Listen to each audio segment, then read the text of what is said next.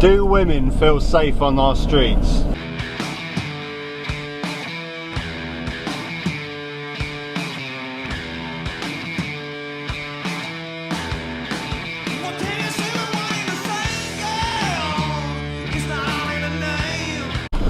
Now, I wanted to do a video on this subject because it's in the UK media quite a lot at the moment.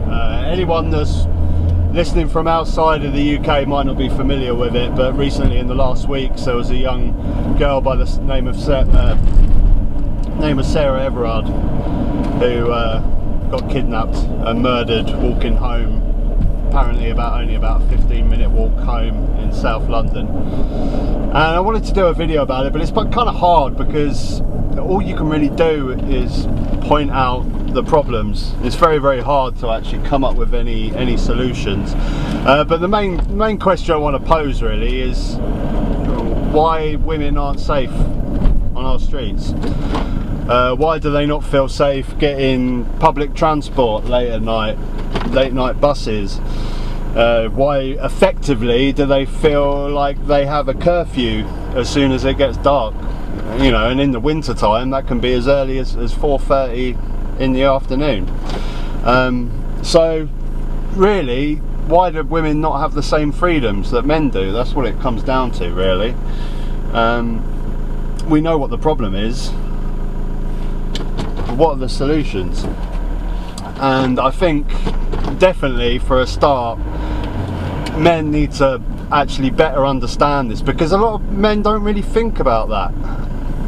You know, this has brought a few things to the forefront of my brain. The fact that, yeah, Jesus Christ, you know, it's a whole different story when women have to think about being out in the dark late at night. I mean, I'm scared sometimes. If I'm out at 3 o'clock in the morning and maybe I'm walking through a dodgy area, I'm scared, let alone what it's like for a woman that's got the fear of rape or sexual assault going through their head and just completely being overpowered by a man.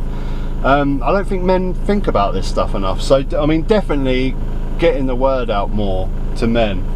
And, you know, it's brought up a lot of conversation, this. I mean, obviously this person that done this to Sarah Everard and murder was a complete psychotic, you know, and they're very rare to find, but they're out there. But it does bring to the forefront more issues of why women don't feel safe, and also things that probably a lot of men think are harmless.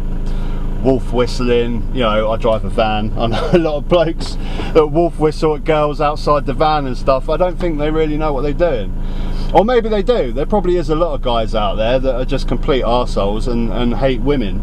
But I think there's a lot of guys out there that actually think it's harmless fun to wolf whistle at a girl outside. They don't actually realise the harm that it can do.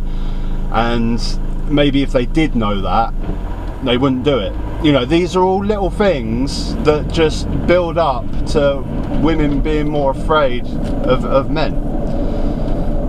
So yeah, I think definitely we need to get the message across to men. But what we shouldn't do, and what I'm definitely against, and what I am seeing a lot in media, social media at the moment, is just basically just saying it's all men's fault, getting angry at men, blaming men. And that argument, it doesn't do anything. It does the complete opposite. It puts men off from talking about these issues. The same thing happens with racism. When there's racism in the news and white men are constantly blamed for constantly being racist. Yeah, I'll just let this cyclist go before I try and overtake him. He's got a big uphill struggle to go. Go on, mate. It's all yours. There you go. Yeah, it has the opposite effect. It's the same with racism. You know, white men get blamed all the time for all being racist, and all it does is just make white men stand there and go, hang on, what are you talking about? I'm not racist. Shut up. And it just has the opposite effect. And I think the same thing happens with this situation, where men are just being blamed all the time, and it just has the opposite effect. They just think, oh fuck you, I ain't an arsehole, I don't wolf whistle at women, I don't do these things.